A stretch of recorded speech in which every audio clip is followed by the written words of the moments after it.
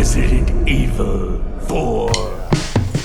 Welcome to MojoPlays, and ooh boy am I excited for the next Resident Evil game. With the series changing so frequently, there is an endless list of game mechanics that have been tested and implemented across the series. With this list in front of us, let's take a look at 10 things we want to see in the next Resident Evil game.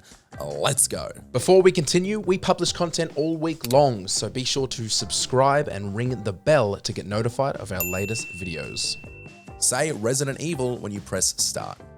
Resident Evil. Alright, admittedly this first entry is a little bit of a meme, but that doesn't mean it's not as serious as any of the other entries. One of the easiest ways to set the tone of RE9 would be to have a voice actor confidently deliver the game's title when the player starts it up.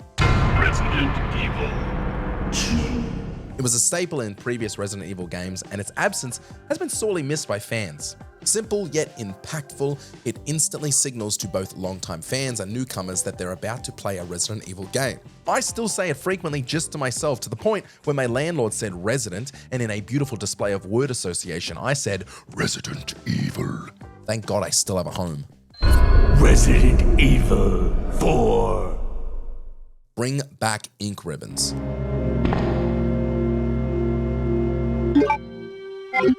Ink ribbons were a key feature in the earlier Resident Evil games, required to save your progress at a typewriter.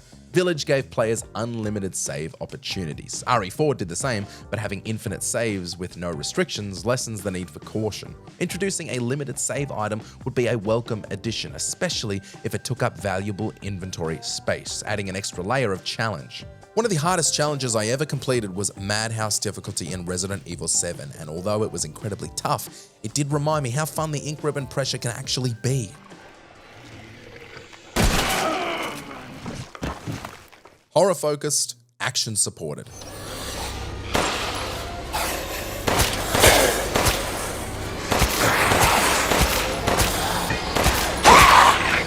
The balance between horror and action has long been debated in the Resident Evil series. Some players love the original trilogy, while others yearned for the action of RE4 and 5.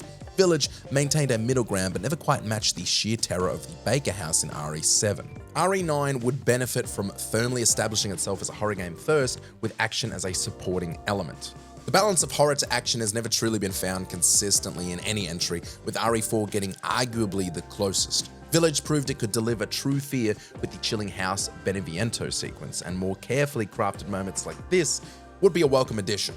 Just as Elden Ring redefined open world design, RE9 has the potential to set a new standard for modern survival horror. Let's see some locking guns, let's see some jump scare attacks. We can do this, you guys. Man-hands on my daughters, and now you even try to steal my property. How dare you? An intimate open world.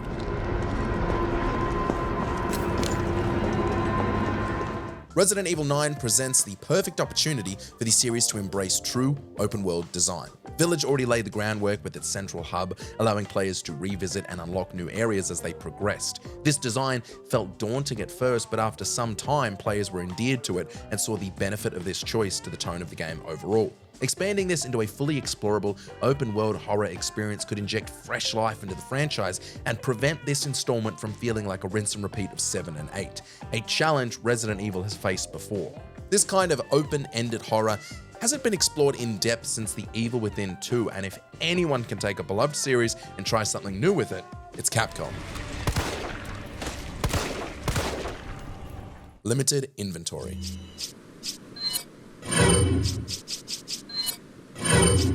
When it comes to inventory management, RE9 would benefit from moving away from the RE4 style briefcase system and moving back towards the even more limited inventory systems of Resident Evil 1, 2, and 3.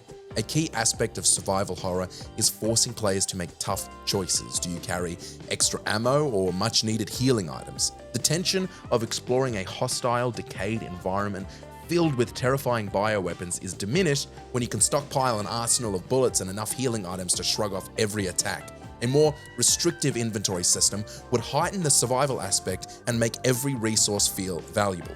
Keeping key items in their own sections would alleviate some of the more frustrating elements of this style, while still forcing players to and ah over their amenities. And by amenities, I mean guns and herbs.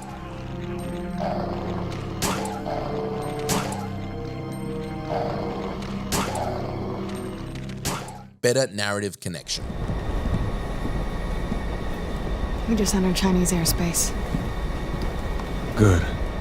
Resident Evil has perfected the art of making each game feel like a standalone horror experience, while still connecting to a larger narrative. However, RE9 could benefit from a more refined approach to these connections. Instead of cramming major lore revelations into late-game exposition dumps, the mystery and overarching plot should be integrated seamlessly throughout the experience.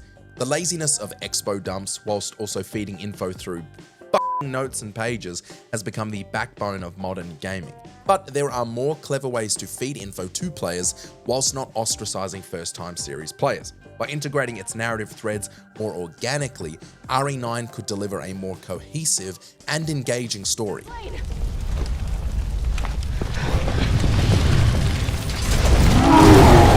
Him again? Friend of yours? Or like an ex-girlfriend?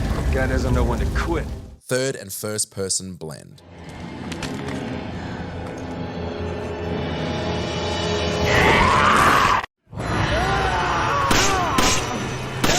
The last two Resident Evil games shifted away from the series' traditional third-person perspective in favor of first-person gameplay. While that approach has its strengths, if the rumors are true that Leon Kennedy and Jill Valentine are returning as protagonists, it would make sense for RE9 to return to third person, especially to showcase their updated character models after RE3 and 4. That said, Capcom could benefit from incorporating occasional first-person segments, much like the Ada section in RE2 or Carlos's moment in RE3. These sequences could heighten the tension and break up the pacing, ensuring the game doesn't feel like a straightforward action shooter. Mix and match. Realistically, I think they're going to probably round out their third trilogy as another first-person entry, but as we've seen with the Village DLC, third person is very possible. Honestly, I don't know, I'm drowning in speculation. If they see me, I'm toast. There's gotta be something I can do. Fan favorite characters.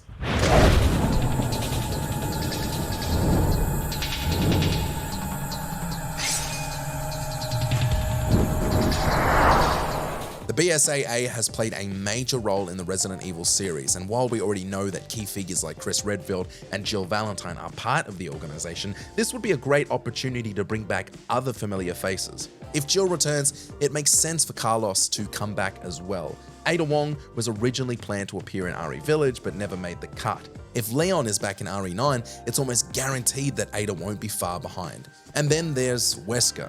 Yes, he was supposedly killed in a volcano at the end of RE5, but let's be real, can a volcano really keep him down? His return would be a game-changing reveal, especially considering the cloning facility seen before his final fight in RE5. The opportunity for fan service is unreal in this entry. The third entry of the third trilogy for one of the greatest series of all time. Let's redeem Resident Evil 6. Barry's such a fool. He'll be under the control of Umbrella forever. How come both Umbrella and you can intimidate him by taking his family as hostages? Umbrella? Well, I intimidated him, but it had nothing to do with Umbrella. I just used him for my personal purposes. More puzzles, harder puzzles.